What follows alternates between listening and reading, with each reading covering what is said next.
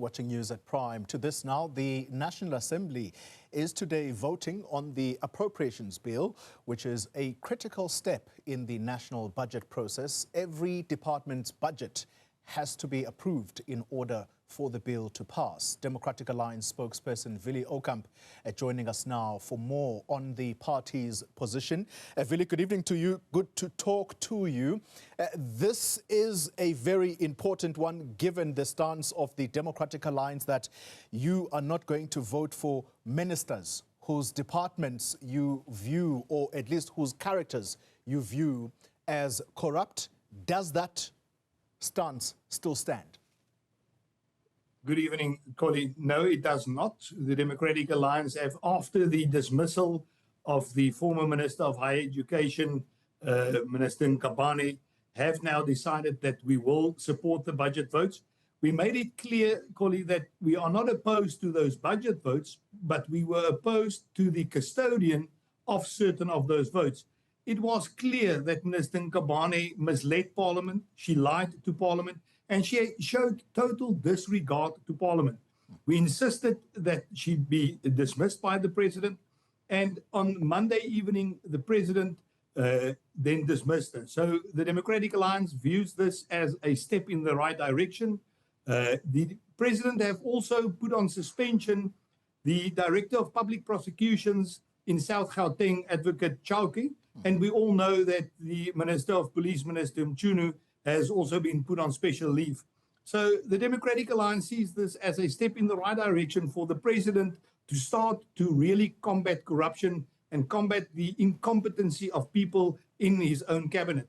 The Democratic Alliance really welcomes this, and it's very important to say that from our side, we will keep on piling pressure on the President. We have now seen that the pressure that the Democratic Alliance has applied definitely paid off. If it wasn't for what we have done, we would have still sit with Minister Nkabane as the Minister of Higher Education. And we simply cannot trust a person that lied to Parliament to implement a budget of billions of rands, a budget that has got a huge effect on our students in higher education, on every NSFAS bursary applicant or beneficiary. It should not be, and the Democratic Alliance will definitely now support all the budgets. Yeah. How do you respond, though, Willie, to critics who are going to say the Democratic Alliance is clearly showing itself for not being a principled party? And here's the reason for that. You had more than one minister whom you viewed as possibly being corrupt, and therefore their departments did not deserve to have their budgets passed.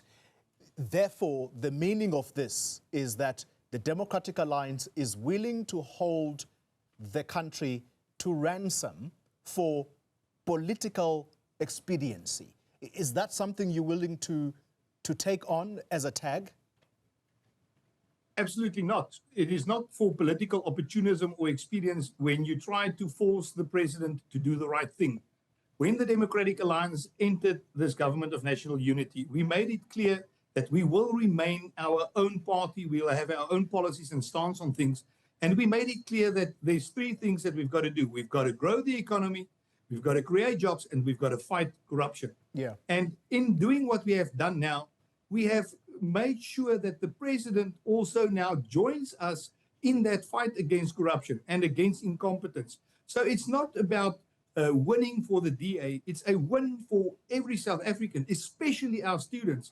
If we, and again, if we did not do this, we would have sat with this minister for many years still to come. We saw that in many previous ANC governments where this happened. This is the first time in the history of democratic South Africa that the ANC made a decision regarding cabinet based on what the Democratic Alliance wanted. But not that's exactly what we're talking about, Willie. Wait, hold on. I'm sorry to interrupt you, but that's exactly what we're talking about. This is a tit for tat. The President dismissed your deputy minister, and you wanted him to also deal with his own. But the problem here is that there's more than one on his side, and the Democratic Alliance said, we want you to remove these ministers, not minister. Colleague, we will not stop here. Our pressure on the President to get rid of Minister Thembi Simelane, who have been implicated in the VBS bank looting scheme will continue. We expect the president to get rid of her as well. What we have now seen is a first step in the right direction. The president has showed us that he is willing to act against these corruption charges or people that have been implicated.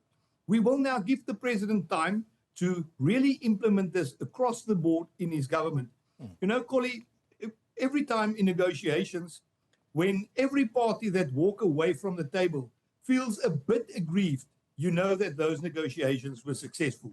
If one party gets everything that he wants, it will not be successful. So the Democratic Alliance decided that on the basis of the president starting to act, we will support this budget, but we will relentlessly carry on applying pressure to make sure that every person that have been implicated in corruption or in lying to Parliament will be dismissed. We need a clean government. South Africans are entitled to have ministers and deputy ministers serving them, not working, serving them. And those ministers must be untainted in any way whatsoever. On a different note altogether, Willie, the United States, it does appear legislatively now that there is a bill that is in the works. It's passed the first hurdle, and that is a bill that seeks to review South Africa's relationship with the United States. And part of it says that some ANC leaders may possibly be sanctioned, but the problem here is that it is going to possibly target the country as a whole. Are you worried about this bill? What's your sense? Should it be passed? Colleague, we are very worried about this bill insofar as it will have a negative influence on the ordinary South African. The whole of South Africa is not the ANC. And that is one of the messages that we brought to the United States. South Africa is a changed country. We do not have one-party majority rule anymore. And the whole of South Africa should not be punished for the poor decisions that the ANC and certain individuals within the ANC has made over many years.